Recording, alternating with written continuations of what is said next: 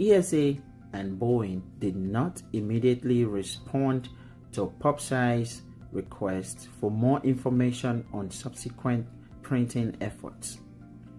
In January, after the printer launched aboard a SpaceX Falcon 9 rocket as part of an ISS resupply mission, the ESA stated that the ability to build more complex metallic structures in space would be a key asset for securing exploration of Moon and Mars.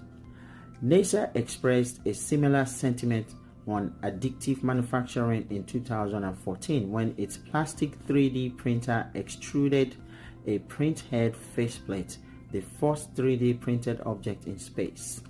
That printer went on to produce a ratchet wrench and a specimen container. The United States agency has argued that empowering astronauts to print spare parts and tools on demand will help address the logistical challenges inherent in deep space exploration, where resupply missions would be less feasible than those meant for the orbiting ISS. Beyond enabling exploration,